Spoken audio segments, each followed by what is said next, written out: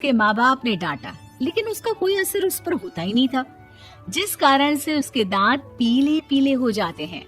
शादी के बाद अरे बहू, वैसे तो तुझ में कोई कमी नहीं है, पर तेरे दांत दांत इतने पीले कैसे हैं बेटा?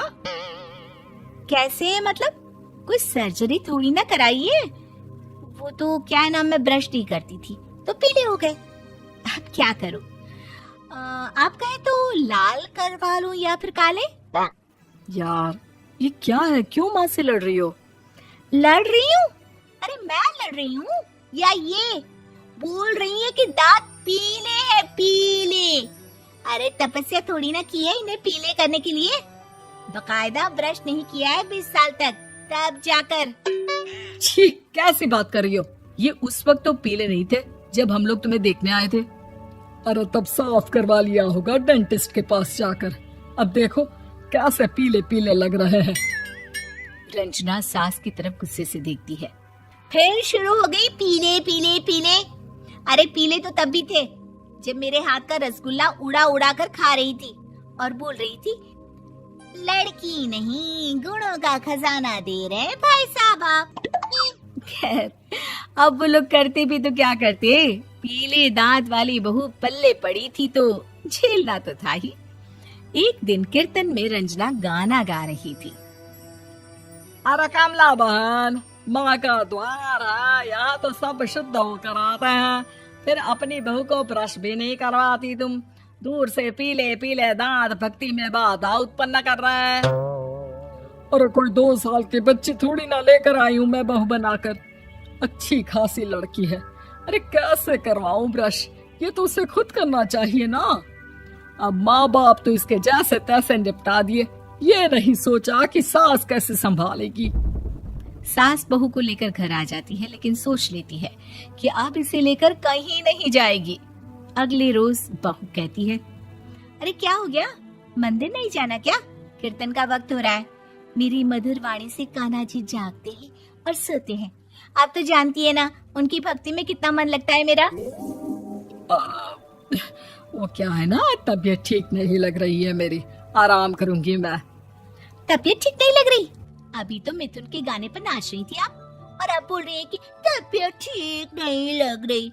अरे भक्ति में मन लगा लो सासू माँ, ऊपर जाना है, क्या मुंह दिखाओगी आप? हाँ? सास को बहू की बात पर गुस्सा आ जाता है।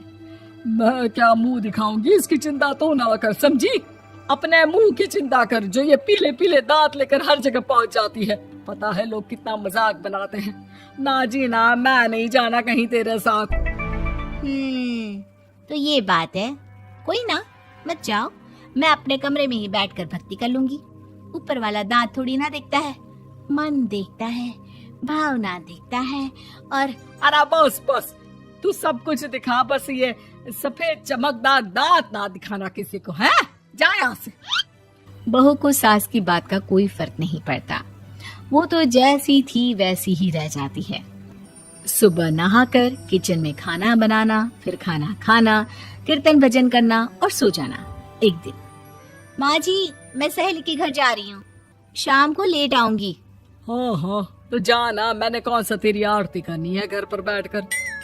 रंजना सहेली के घर जाती है, जहाँ वो पार्टी में जाने की तैयारी कर रही होती है। अरे शिखा, कहाँ जाने की तैयारी कर रही है? मैं गलत वक्त पर आ गई क्या? अरे नहीं यार, उल्टा सही वक्त पर आई है। मैंने ये साड़ी और ज्वेलरी निकाली है यार, शाम को इनके ऑफिस की एक पार्टी में जाना है। बताना कैसा लग रहा है ये सब? नहीं यार, इस ड्रेस के साथ तो वो वाली ज्वेलरी अच्छी लगेगी। हाँ हाँ सही बोल रही है, मैंने ध्यान ही नहीं दिया। वैसे तो हमेशा से मस्त फैशन सेंस रखती है। तो बड़ा जाती होगी ना पति के साथ पार्टी में। रंजना कुछ नहीं बोलती, बस सोचती है कि यार काश ये बात सही हो जाती, पर मैं क्यों नहीं जाती पार्टी में? क्या इन लोगों की कोई पार्टी होती नहीं होगी?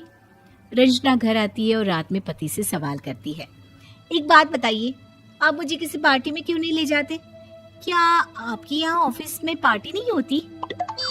पति बेचारा क्या कहता कि दांत पीले हैं तुम्हारे इसलिए।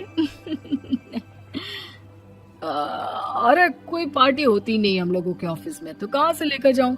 और मार्केट, मॉल, कहीं वीकेंड घूमना, कहीं तो। अरे यार, सारे हफ्ते में एक छुट्टी मिलती है तो सोचता हूँ कि आराम ही कर लूं। क्यों? रंजना मन मार के रह जाती है।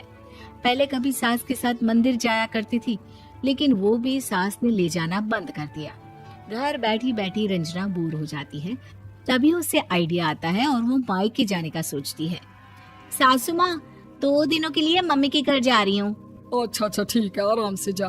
और हाँ, माँ से कुछ अच्छी आदत सीख कर आना कि कैसे शरीर के हर भाग की तरह दांतों की सफाई भी जरूरी होती है, समझी? शुरू हो गई ना आप। वो लोग आपकी तरह नहीं है कि छोटी छोटी बात का बतंगड़ बना दे। उन लोगों के लिए मैं मायने रखती हूँ, ना कि मेरे पीले पीले दांत। रंजना माँ को बिना बताए उन लोगों को सरप्राइज देती है, लेकिन जैसे ही वो दरवाजे पर पहुंचती है, अंदर देखती है कि घर वाले कहीं जा रहे होते हैं।